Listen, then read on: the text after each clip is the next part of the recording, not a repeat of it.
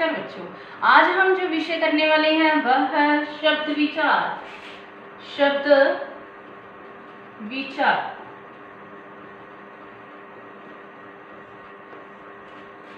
बच्चों, अब हम बात करते हैं कि जो हिंदी भाषा में जितने भी शब्द हैं उनका हिंदी भाषा में आगमन कैसे हुआ है, वह हिंदी भाषा में कैसे आए हैं या उनका निर्माण किस प्रकार हुआ है। जो हिंदी भाषा है उसका भी एक विकास का क्रम रहा है, कैसे क्या है। सबसे पहले क्या आती है, ध्वनि है। ध्वनि को जब लिखित रूप दे दिया जाता है तो क्या बन जाते हैं, वर्ण बन जाते हैं। और जब दो या दो के अधिक वर्णों का मेल कर दिया जाता है तो वह क्या बनती है, शब्द है।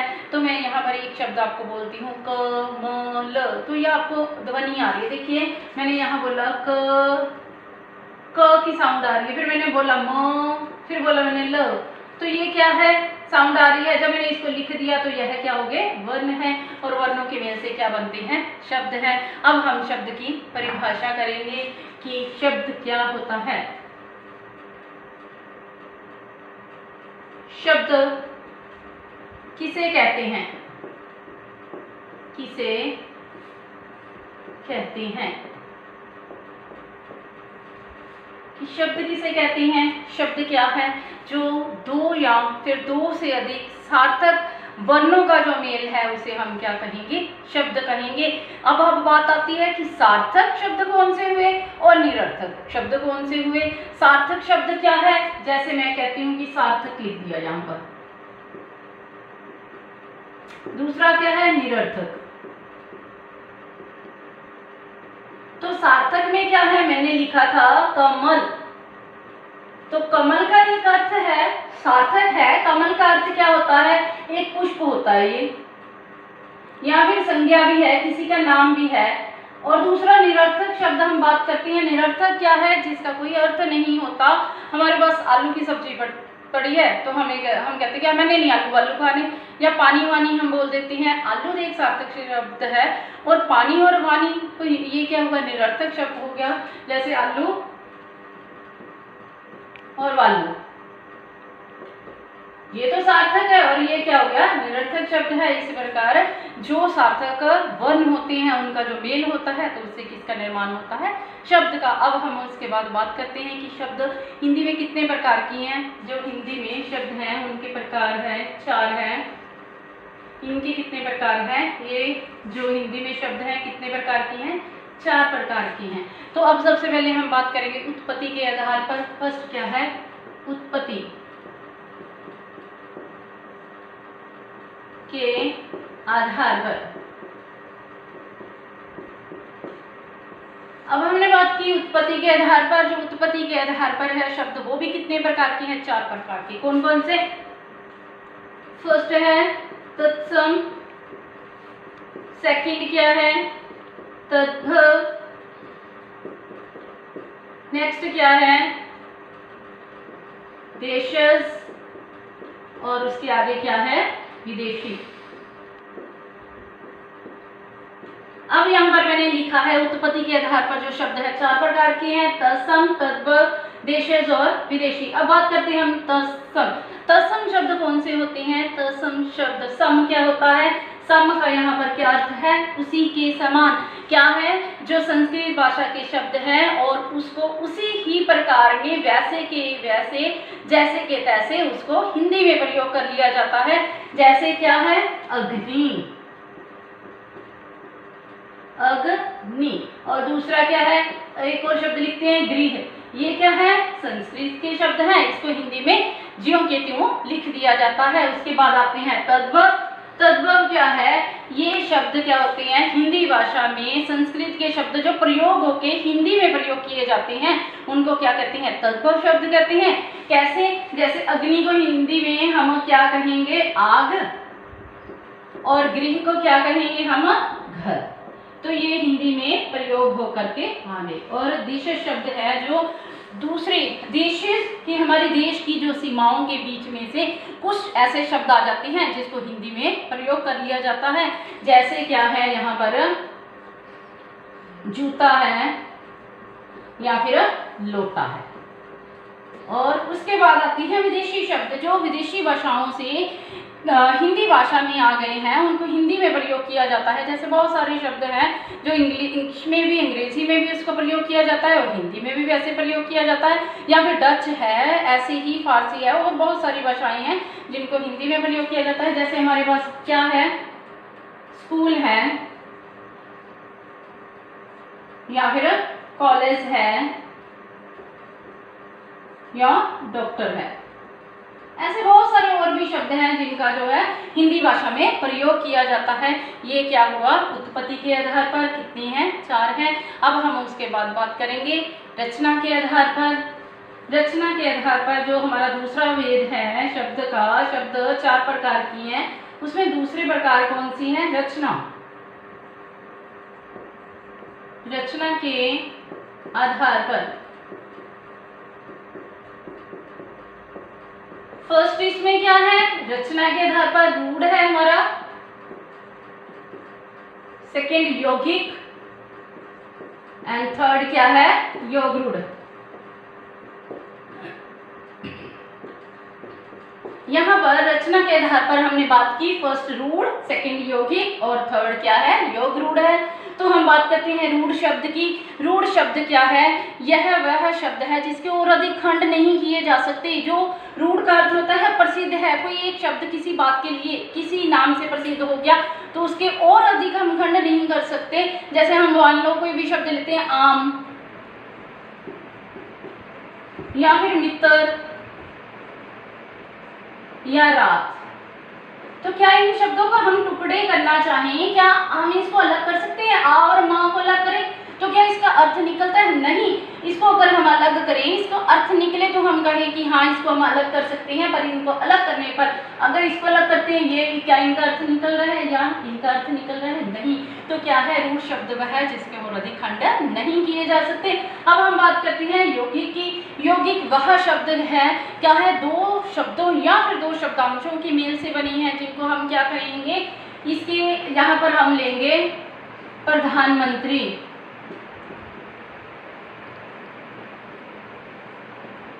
तो क्या है, इसमें हमने प्रधान को अलग किया, मंत्री को अलग किया, तो इन दोनों को, प्रधान को अलग करने पर, मंत्री को अलग करने पर प्रधान का अपना अलग मीनिंग है और मंत्री का अपना अलग है। ऐसे ही हिमालय है, हिम प्लस आल्या, हिम का अपना अर्थ है और आल्या का अपना अर्थ है। वह शब्द या शब्दांश जिनको हम खंडित कर सकते हैं, 2 शब्दों और वर्णों शब्दों के मेल से बनते हैं, क्या होते हैं, यौगिक।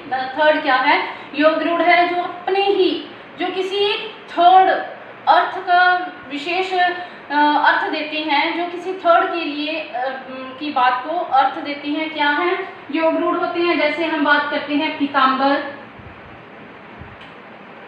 पीताम्बर क्या है, पीताम्बर पीले वस्त्र पहनने वाले। पीले वस्त्र कौन पहनते थे, श्री कृष्ण। तो वह किन के लिए प्रसिद्ध हुए हैं, वह श्री कृष्ण के लिए। हम कह देते हैं पीताम्बर, उनको क्या है, जो श्री कृष्ण जी पीले वस्त्र पहनते थे, इसके लिए उनको पीताम्बर बोला गया। आगे हम बात करते हैं जो लंबोदर, यहाँ पर हम लंबोदर की बात करते हैं। लंबोदर क्या है, लंबा उदर है जिसका, किसका लंबा उदर था, आपको ध्यान में आया होगा, श्री गणेश जी का। तो हम इसको कहेंगे ये क्या है, लंबोदर है। ये भी किसी तीसरे के अर्थ को स्पष्ट कर रहे हैं, तो यह कौन से होंगे, योग रूढ़। हमने यहाँ आगे हम बात करते हैं प्रयोग के आधार पर। थर्ड हमारा क्या है, प्रयोग के आधार पर। प्रयोग के आधार पर अब हम बात करेंगे कि जो शब्द है वो प्रयोग के आधार पर कितनी है, वह प्रयोग के आधार पर 2 है। कौन कौन से, फर्स्ट है विकारी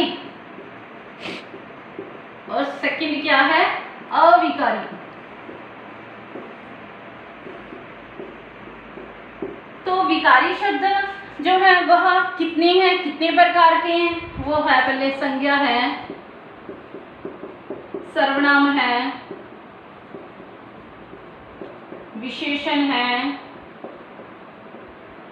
और क्रिया है। कितने हैं विकारी शब्द, 4 हैं, तो हम कह सकते हैं विकारी शब्द वह होते हैं जिनके ऊपर क्या है, लिंग, वचन, कारक और काल का प्रभाव पड़ता है। यहाँ पर हम एक उदाहरण भी दे सकते हैं। क्रिया की बात करते हैं, हम कहते हैं कि मोहन खेलता है, खेला या फिर खेलेगा, खेलेगा। तो यहाँ पर क्या है, क्रिया के आधार पर यहाँ पर उनके लिंग, वचन या फिर काल परिवर्तन हो गया। अगर हम बात करते हैं संज्ञा की है, मोहन खेलता है, अगर हम बात करते हैं सीता खेलती है, तो वहां पर भी क्या है, लिंग परिवर्तन होता है। अगर हम कहते हैं कि बच्चा खेलता है या फिर हम कह सकते हैं कि बच्चे खेलते हैं, तो यहाँ पर संज्ञा, सर्वनाम, विशेषण और क्रिया के आधार पर जो है लिंग, वचन का प्रभाव पड़ता है और उसमें परिवर्तन होता है। अब हम बात करते हैं अविकारी शब्द हैं जिस पर लिंग, वचन, कारक का कोई प्रभाव नहीं पड़ता। ये कौन कौन से हैं? ये हमारे हैं, फर्स्ट है क्रिया विशेषण,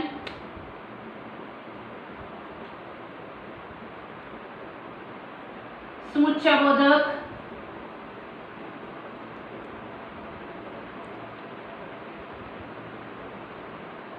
थर्ड है संबंध बोधक, और फोर्थ क्या है, विस्मयादि बोधक।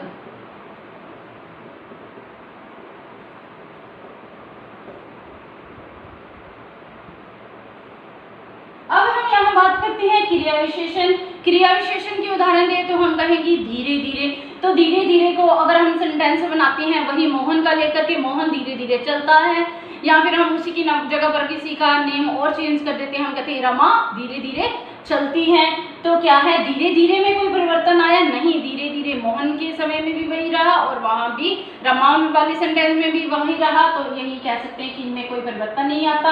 हम अगर बात करते हैं समुच्चय बोधक है, तो समुच्चय बोधक जैसे और किंतु के कारण कोई परिवर्तन नहीं आएगा वाक्य में। या फिर संबंध बोधक है, सामने है, हम कहते हैं कि मंदिर के सामने उसका घर है, तो कोई सामने के कारण वाक्य में कोई परिवर्तन नहीं हुआ। और थर्ड है विस्मयादि बोधक, जैसे अह, वह, उफ, ये सारे शब्द क्या हो गए, विस्मयादि बोधक, जिसके ऊपर लिंग, वचन, कारक का कोई प्रभाव नहीं पड़ता। आगे हम बात करेंगे फोर्थ जो हमारा शब्द का भेद है। फोर्थ हमारा शब्द का भेद कौन सा है, अर्थ के आधार पर।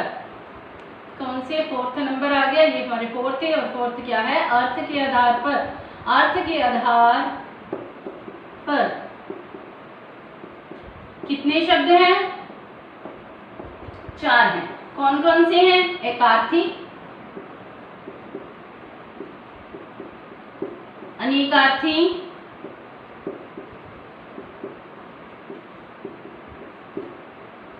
समानार्थी और नंबर 4 विपरीतार्थक।